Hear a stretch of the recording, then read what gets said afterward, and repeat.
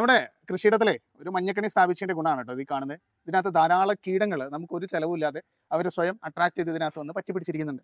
നമ്മൾ മഞ്ഞക്കണിയെ കുറിച്ചല്ല പറയാൻ പോകുന്നത്. നമ്മൾ പറയാൻ പോകുന്നത് നാനോ നീം അഥവാ നീം കേണൽ എക്സ്ട്രാക്ട്. അതായത് വേപ്പിന്റെ കുരുവിന്റെ ഏറ്റവും ഉൾഭാഗത്തുള്ള കാമ്പ് പൊടിച്ചെടുക്കുന്നതാണ് നീം കേണൽ എക്സ്ട്രാക്ട് എന്ന് പറയുന്നത്. ഇതിന്റെ പൗഡർ ഫോർമാറ്റ് ആണ് നമ്മൾ ഇന്ന് കാണിക്കുന്നത്.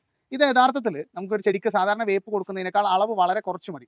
5 മുതൽ 10 ഗ്രാമാണ് നമ്മളൊരു പച്ചക്കറി തൈക്കോ അല്ലെങ്കിൽ ഒരു പൂച്ചെടിക്കോ ഒക്കെ ഇതിന്റെ അളവ് പറയുന്നത്. വലിയ ചെടികൾക്ക്, വലിയ ഫലവൃക്ഷങ്ങൾക്ക് പോലും വെക്കുന്ന സമയത്ത് ഇത് 50 ഗ്രാം അല്ലെങ്കിൽ 100 ഗ്രാം അത്രയും മതി. അതാണ് ഇതിന്റെ ഏറ്റവും വലിയ അളവ് എന്ന് പറയുന്നത്. സാധാരണ ഉപയോഗിക്കുന്നതിന്റെ 4/1 പോലും തികച്ച നമ്മുടെ നീം കേണൽ എക്സ്ട്രാക്ട് വേണ്ട എന്നതാണ് കാര്യം.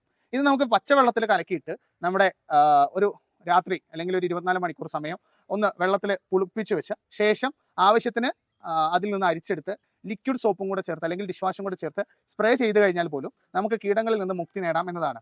വേപ്പെണ്ണ ഉപയോഗിക്കുന്നിടത്തോ വേപ്പിൻ കുരു ഉപയോഗിക്കുന്നിടത്തോ നമുക്ക് അതിന് ബദലായി